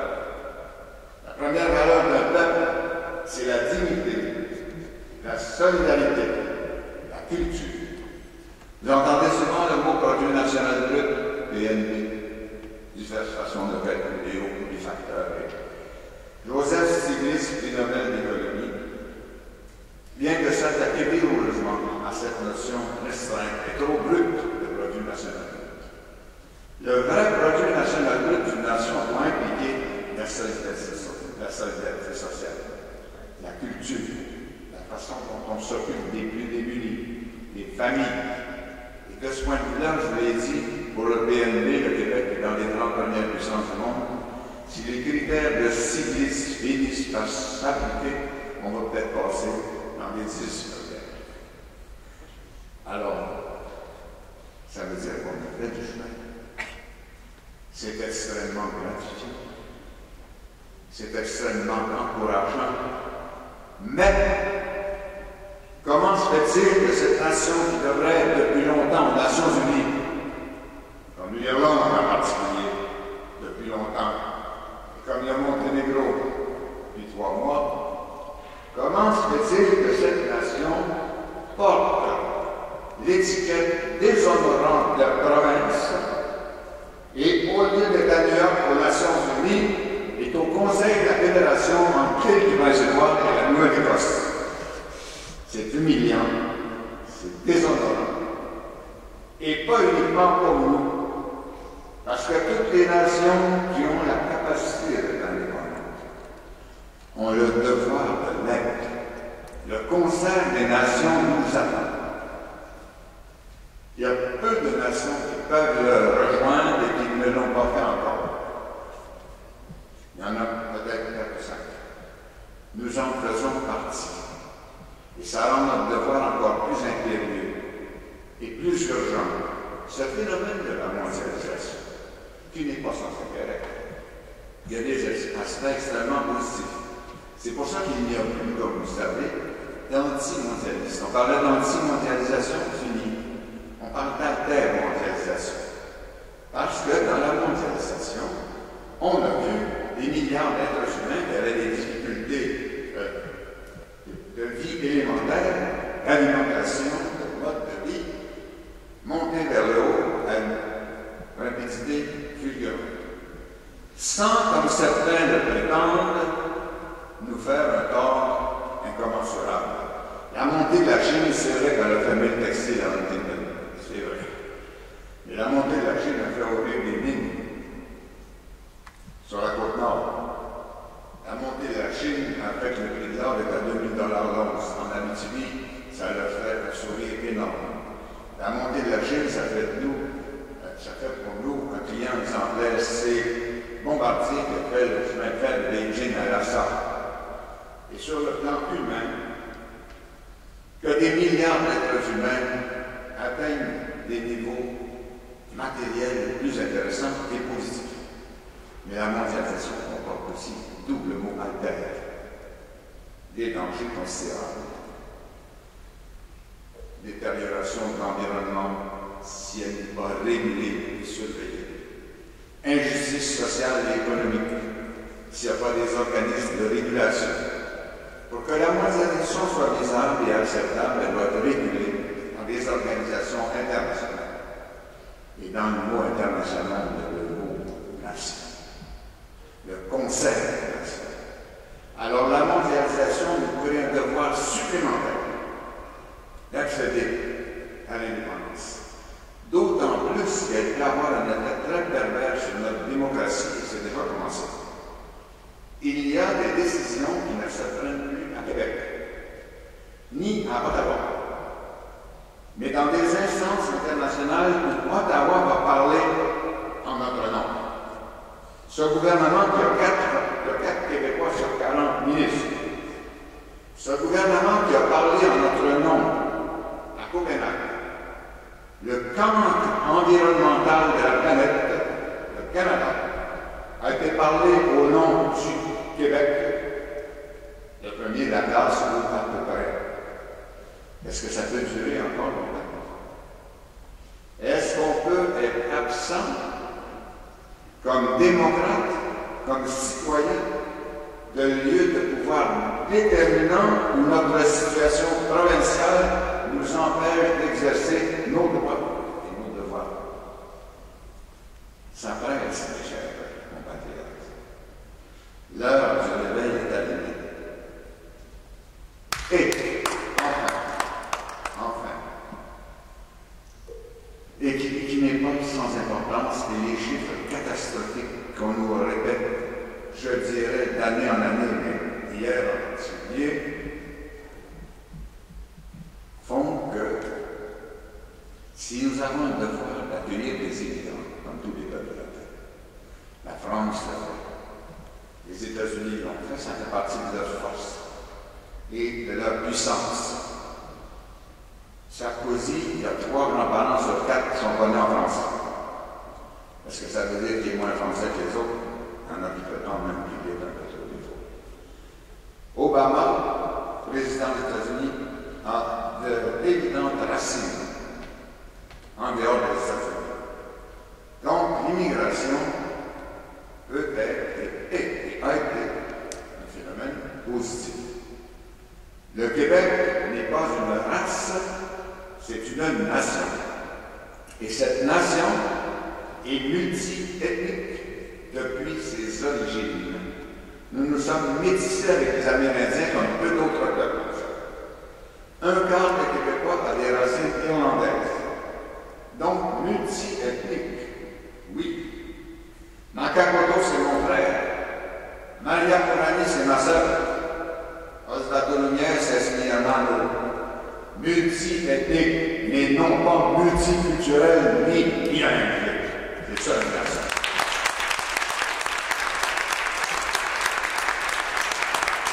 Pour avoir le droit aux États-Unis d'Amérique, il faut parler anglais, puis on va passer un examen de connaissance des valeurs américaines.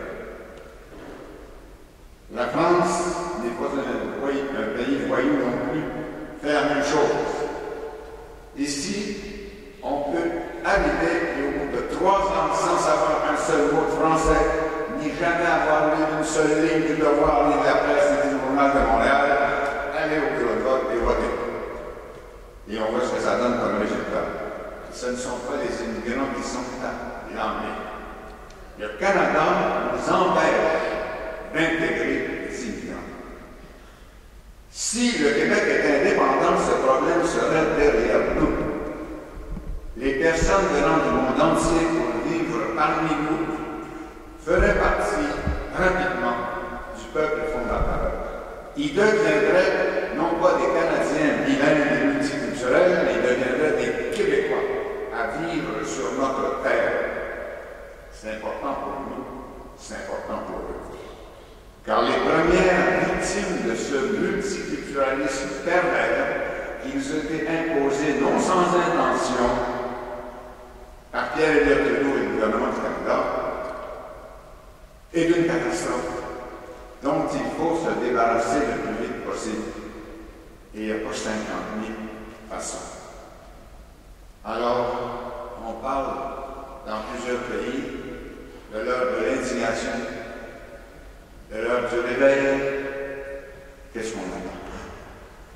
Qu'est-ce qu'on attend pour se réveiller? Qu'est-ce qu'on a à procrastiner? Référendum dans 4 mandats ou dans 3 mandats. S'ils ne sont pas liés les uns aux autres, ça veut dire dans 25 ou 30 ans. Qu'est-ce qui sera arrivé dans 25 ou 30 ans quand notre langue sera minoritaire à Montréal et dans la région, et sur la rive sud et dans l'île de Laval? Les Catalans sont un peuple d'une bravoure et d'une résilience culturelle extraordinaire, ne peuvent peut-être plus rêver d'indépendance parce que la moitié de ceux qui vivent sur le territoire ne sont pas d'origine catalane. Et encore une fois, je ne suis pas en train de faire un plaidoyer anti-immigrant ou un plaidoyer ethnique. Je fais le contraire. Je veux que ceux qui viennent parmi nous fassent partie du peuple fondateur et rapidement.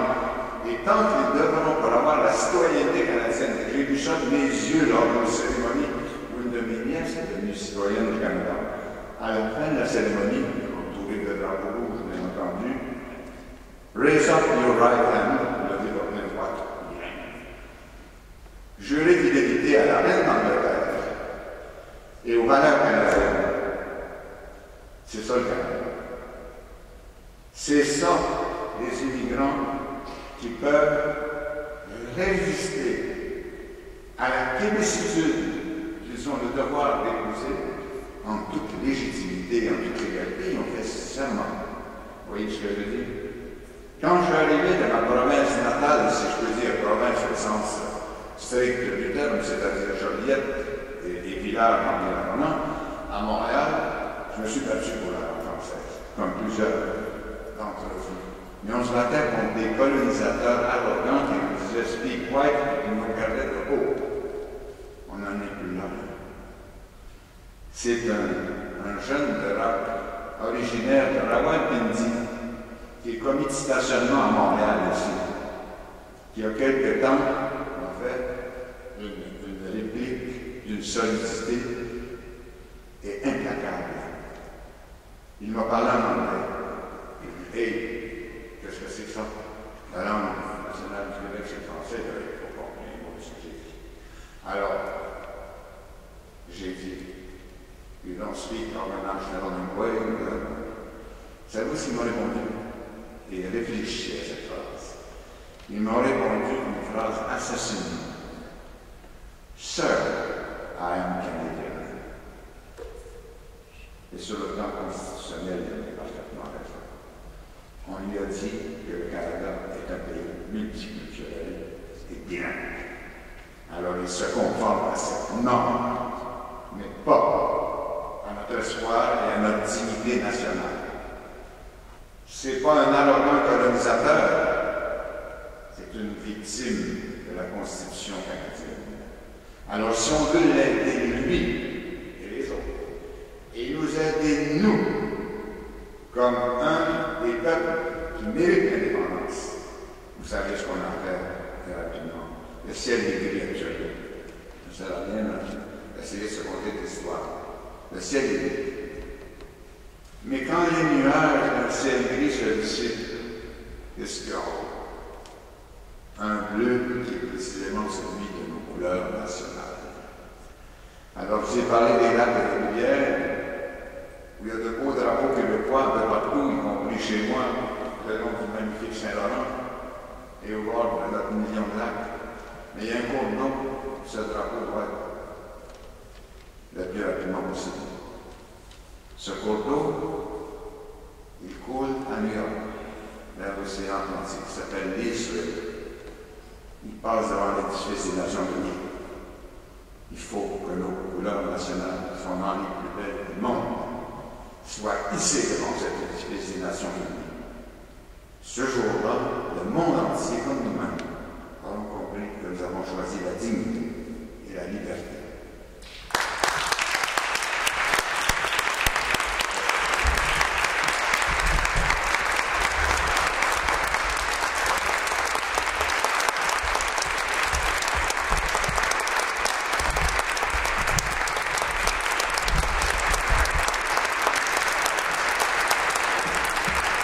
Dans une façon à faire choix,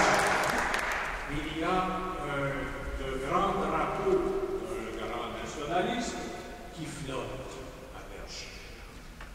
Recevez nos plus vifs remerciements, Monsieur le Premier ministre, 101 fois merci.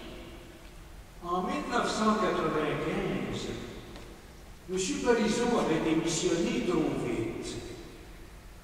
Nous croyons qu'il en fut ainsi pour vous dans les temps qui ont suivi ce 13 avril 2003.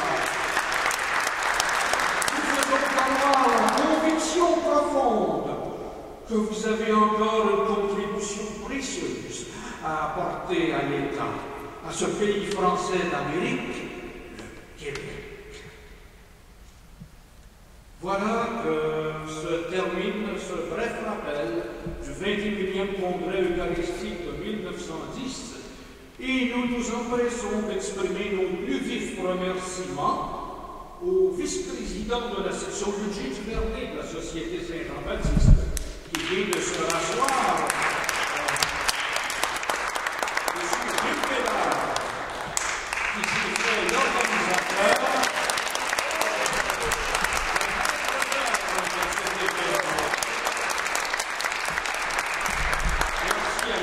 Secrétaire de la section, M.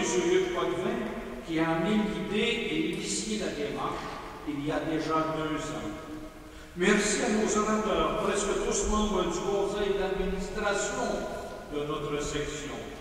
Vous pourrez retenir vos applaudissements pour la fin, ils pourront se lever quand je vais les nommer.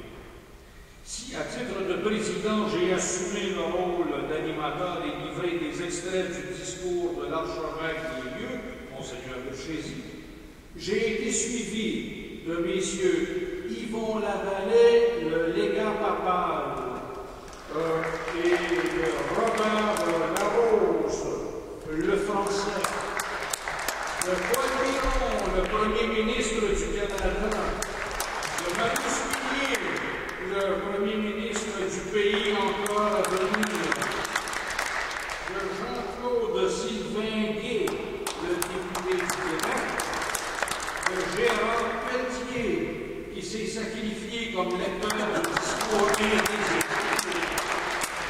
et enfin, 101 ans après Bourassa, l'autre tribun, le philosophe Gédéon.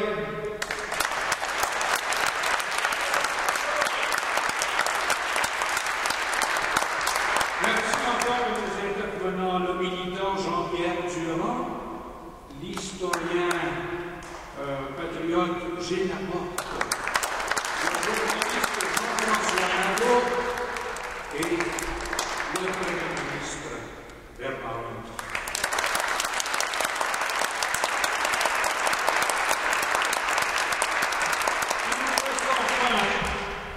À réitérer nos profonds remerciements à M. le curé Robert Gagné et à son accueillante équipe de la basilique, la plus belle église du pays.